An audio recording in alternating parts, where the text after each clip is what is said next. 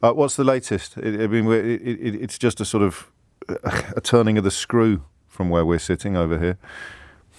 Yeah, so it's a little weird today because there's a kind of 38-hour curfew has been declared from basically 8 p.m. last night until 7 tomorrow morning. So it's last night, the whole of today, and until tomorrow morning. So we can't go out.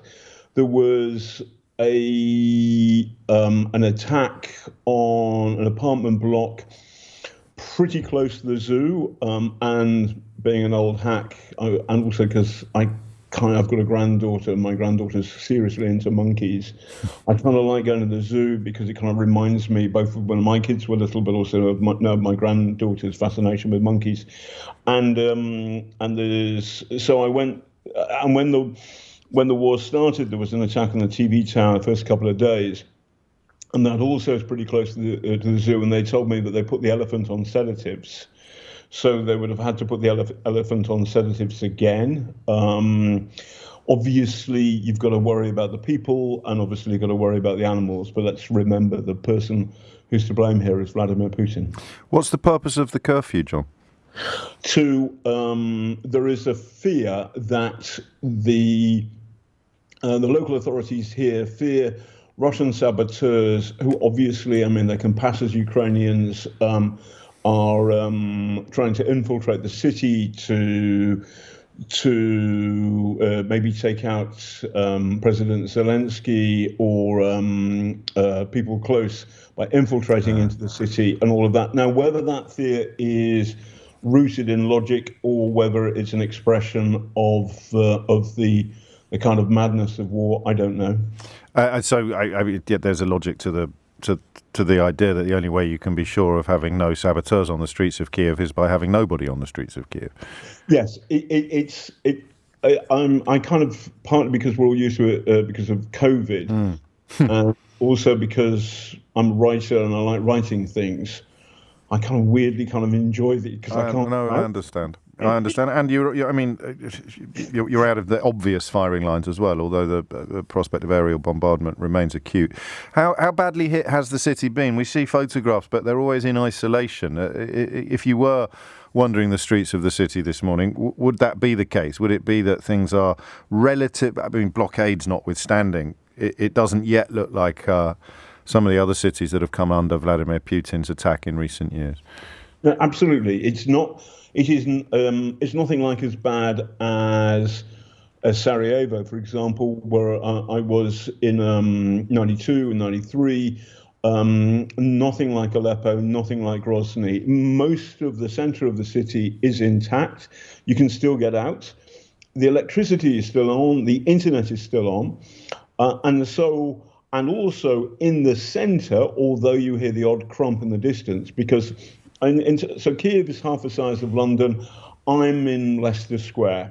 Okay. There was a horrible attack yesterday, actually 2 days ago, on a place called Obolon, which is 5 stops up on the Northern Line. But actually, these tube stops are much longer. So It's not Camden; it's more like Brent Cross. Got you. And at Brent Cross, you can hear the war, which is even further away, a little bit up the M1. Yes. That's about 4 miles away. But where I was, 2 people had been killed. A Russian missile had come in, and you can hear the war, and the kind of crackle of artillery is far sharper and therefore much more terrifying. But I understand. And what about the day-to-day? What are supplies like? I know you're not allowed out at the moment, but the shop's still stocked. Do people still? So you've got a queue, but there is it's a huge city, and so there are tons of tins, James, to be honest with you, the most dangerous thing for me right now is my cooking, because I keep on moving flats, but partly for a bit of security, but also, anyway, I'm cooking duck à l'orange. So if anybody's got any recipes for me. becoming useful on Twitter. You've got to. I'm mucking about. I know I'm mucking about. I No, know that. you've got to keep smiling, mate. Yes. So the other day, my friend Eugene, who's my fixer, who's very smart and a good laugh, though I call him the world's worst translator. He's studying English, or studying English at university in Kyiv, and one of his classmates, a woman called Christina, she's from Mariupol, which is the port city on the Black Sea, which is being hammered by the Russians right now, far worse than here. And I interview her, and she says, a couple of days ago, my mum phoned and said, we're okay, but our flat's destroyed. And then the phone is cut. Yeah.